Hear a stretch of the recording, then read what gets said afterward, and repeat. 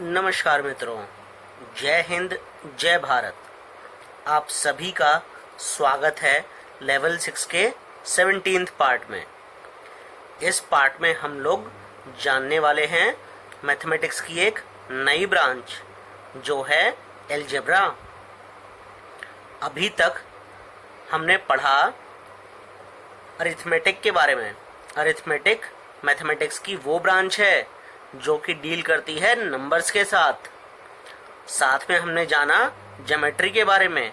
Geometry mathematics की वो branch है जो डील करती है 2D या 3D शेप्स और फिगर्स के साथ। अब ये जो नई ब्रांच है अलजेब्रा, इसमें हम लोग यूज करते हैं लेटर्स का। किसके लिए? रूल्स और फॉर्मूला जनरल वे में, जिससे हम लोग लिख सकें। तो लेटर्स का इस्तेमाल होता है लिखने के लिए रूल्स और फॉर्मूला को जनरल वे में। ये मैथमेटिक्स की एक और ब्रांच होती है। लेटर्स को यूज करने से कुछ फायदे होते हैं, जैसे हम कहीं पर भी किसी भी नंबर के बारे में बात कर सकते हैं। लेटर्स अननोन क्वांटिटीज को रिप्रेजेंट कर सकते हैं और साथ में हम लेटर्स के साथ में नॉर्मल नंबर्स के साथ जैसे ऑपरेशंस लगाते हैं, जैसे एडिशन, सब्ट्रैक्शन, मल्टीप्लिकेशन, डिवीजन, ये सब भी उन लेटर्स पे लगा सकते हैं। यानी operations can be performed on the letters just like numbers. Algebra को समझने के लिए पहला एग्जाम्पल लेते हैं। ये एक पेन है, इसमें टोटल 4 रिफिल हैं, ब्लू, ग्रीन, ब्लैक और रेड। एक पेन में 4 रिफिल हैं। 2 पेन में कितनी रिफिल होंगी? 2 पेन में 8 रिफिल होंगी। सिमिलरली 3 पेन में कितनी रिफिल होंगी? 3 पेन में 12 रिफिल होंगी। 4 में 16 होंगी। यानी कि अगर मैं नंबर बढ़ाता चला जाऊं पेन्स के, तो नंबर ऑफ रिफिल्स को मैं कैलकुलेट कर सकता हूं 4 multiplied by number of pens से। नंबर ऑफ पेन को अगर मैं n से रिप्रेजेंट कर दूं तो 4n will be number of refills for the pen n। इस n को हम लोग बोलते हैं variable. Variable means something that can vary, और ये n डिपेंड करेगा नंबर ऑफ पेन्स के ऊपर। आपको जितने भी पेन्स में रिफिल डालनी होगी या फिर जितनी भी रिफिल आपको काउंट करनी होगी, that will depend on number of pens. और वेरिएबल की वैल्यू कभी भी फिक्स नहीं होती। It can take any value from 1 to infinity. n के अलावा आप और भी बहुत सारे लेटर्स को यूज कर सकते हैं वेरिएबल को रिप्रेजेंट करने के लिए। A, B, C, D, M, L, P, X, Y, Z, कुछ भी। पर इस चीज का खास ध्यान रखना है कि वेरिएबल्स की कोई भी फिक्स्ड वैल्यू नहीं होती है। अगला एग्जांपल लेते हैं। Cost of 1 pen is ₹5। Ram wants 10 pens. Shyam wants 8 pens. Sarita wants 5 pens. How much money should one carry? अब ये तो आप अंदाजा लगा ही सकते हैं। अगर एक पेन की कीमत 5 रुपए है तो 10 पेन की 50 रुपए होगी। 8 पेन की कीमत 40 रुपए होगी। 5 पेन की कीमत 25 रुपए होगी। यानी अब अगर आप टोटल कॉस्ट निकालें किसी भी पेन के लिए, उसके लिए आपको नंबर ऑफ पेन्स को 5 से मल्टीप्लाई करना पड़ेगा। यानी कि मैं अगर नंबर ऑफ पेन्स को m से रिप्रेजेंट करूं तो टोटल कॉस्ट होगी 5 multiplied by number of pens required, यानी कि 5 मल्टीप्लाइड बाय m।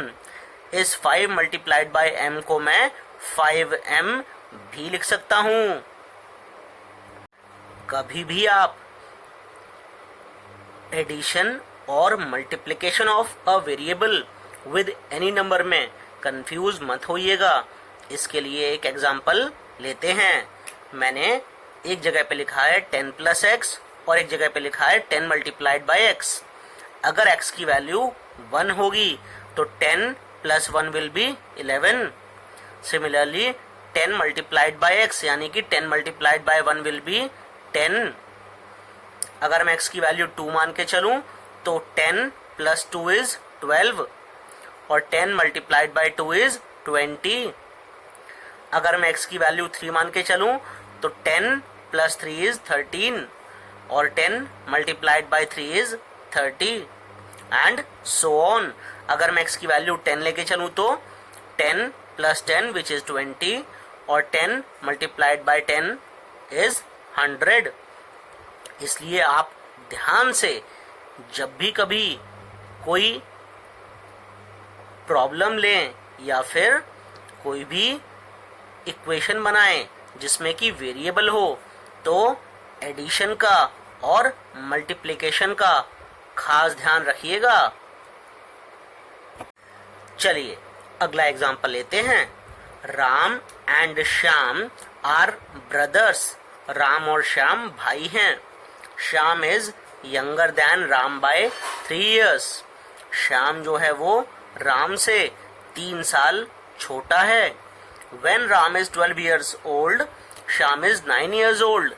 जब राम 12 साल का है तो श्याम 9 साल का है। अब आप इस चीज को वेरिएबल्स के हेल्प से किस टाइप से रिप्रेजेंट कर सकते हैं? इसको रिप्रेजेंट करने के 2 तरीके हैं। मैं दोनों डिस्कस करूंगा। सबसे पहले पहला तरीका, मैंने मान लिया कि श्याम की एज x years है तो let age of Shyam be x years। अब अगर आप ध्यान दें, अगर मैं श्याम की एज को यहाँ पे x years मान लेता हूँ और इस क्वेश्चन को ध्यान से पढ़ूं तो मेरे को समझ में आएगा कि राम 3 साल श्याम से बड़ा है। तो age of Ram will be x plus 3 years। इसको एक बार चेक कर लेते हैं। लास्ट लाइन में कहा गया when Ram is 12 years old। Ram जब 12 years का था, श्याम इज 9 years old।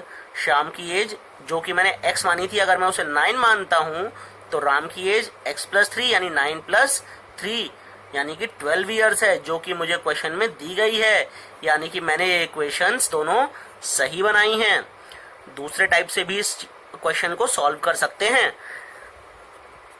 जो दूसरा तरीका है उसमें मैं राम की एज को x मान लूंगा तो श्याम की एज क्या हो जाएगी? Shyam is younger than Ram by 3 years यानी कि श्याम की एज हो जाएगी x माइनस 3।